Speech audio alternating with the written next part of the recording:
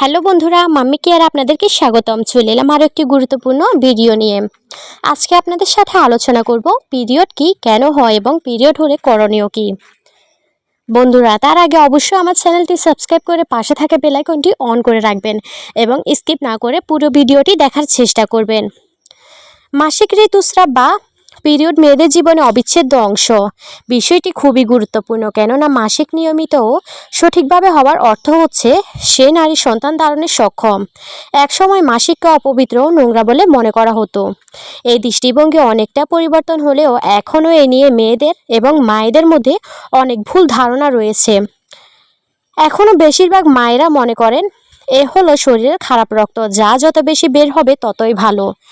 প্রতি চন্দ্রমাস পরপরই হরমোনের প্রভাবে পরিণত মেয়েদের জরায়ু চক্রাকারে যে পরিবর্তনের মধ্য দিয়ে যায় এবং রক্ত ও জরায়ু নিষ্কৃত অংশ যোনিপথে বের হয়ে আসে তাকেই ঋতুচক্র বলে। একজন নারীর পিরিয়ড তাকে প্রতি মাসে গর্ভধারণের জন্য প্রস্তুত করে। আর একটু সহজ ভাষায় বললে আমরা শুধু জানি বাচ্চা হওয়ার জন্য পিরিয়ড হয়।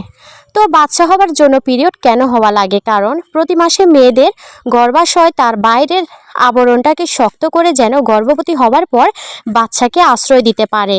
কিন্তু পরে যখন ভ্রূণ নিষিক্ত হয় তখন তার সেই শক্ত আবরণটাকে ছিঁড়ে ফেলে আবার পরের মাসের জন্য প্রস্তুত করে নেওয়া শুরু করে। যে কারণে মেয়েদের শরীরের ভেতরে একটা অঙ্গ ছিঁড়ে সেটা সেই রক্তের সাথে বের হয়ে যায়। এই পুরো প্রক্রিয়া গড়ে 28 দিনের মধ্যেই চলতে থাকে। বন্ধুরা, অবশ্যই বুঝতে পেরেছেন যে পিরিয়ড কেন হয় এবং কী কারণে হয়। বন্ধুরা, আমার ভিডিওগুলি যদি ভালো লাগে তাহলে অবশ্যই চ্যানেলটি সাবস্ক্রাইব করে পাশে থাকা বেল আইকনটি অন করে রাখবেন এবং লাইক কমেন্ট শেয়ার করতে ভুলবেন না। বন্ধুরা, আমার খুবই ছোট্ট একটি চ্যানেল, অবশ্যই আপনারা আমার পাশে থাকার চেষ্টা করবেন এবং লাইক কমেন্ট শেয়ার করতে অবশ্যই ভুলবেন না। সবাই ভালো থাকবেন। আসসালামু আলাইকুম।